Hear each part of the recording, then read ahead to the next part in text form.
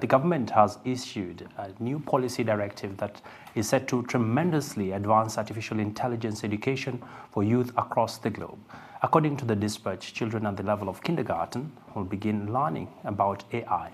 CNBC Africa spoke to Dr. Osaretin Agbonbare for more on the mechanics this has and what African education investors should train their sights on. It's a very, very important executive order that was being signed in April 23rd by the President Donald Trump. And I think it shows that the U.S. wants to be the forerunner of AI, not just at the multinational level, not just at the corporate level, but even at the level of basic. So imagine students or kids in America is able to learn more about AI at a very young age. That says a lot. It means that the country is positioned to deliver, to be a forerunner, and it's also expected that Africa should also do the same, because if the US could do that, so it means Africa should also follow suit.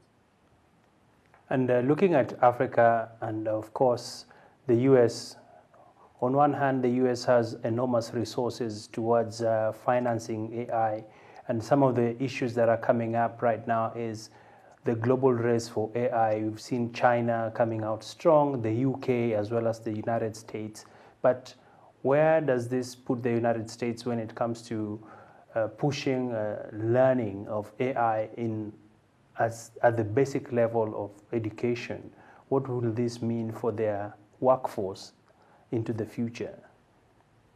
Yeah, I think just like what is happening in China, because AI is already embedded into the curriculum in China, and the US doing the same. So it also shows that the US want to be a forum, and you know what the impact of AI so far, especially the generative AI, the chat GPT. A lot of people are using it to do a lot of things, more than just content. In where it is being used, read videos, artistic videos, even musical videos. So imagine students are able to start developing this AI infrastructure at a very young age. So it means the working population is positioned to do wonders, just like the way the US was forerunner for space. So this executive order is, I think, a welcome development. Shows that the country is positioned to prepare its own population for the world ahead. And Africa can also have a young population, which also be prepared for the use of AI. But it's a tool that is inevitable. It's a tool that everyone needs in their own daily life. And when you look at major milestones, for instance, just by the fact that countries are able to train the young people about computer science, this is estimated to have a big impact on enabling young people to have the right skills for the future that we're looking at with AI. We've also seen that when people have the right skills, this can translate into reduced unemployment. Explain this to me from what you've been seeing and witnessing in the US.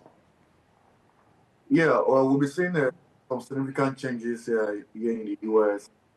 With the coming of AI, some of these changes have greatly impacted every area of the economy, both from policy, economy, both for job creation, both in the area of entertainment, so many areas where this AI is being utilized. We've seen more startup here in the US. If you follow the trend, California is the fourth largest economy in the world.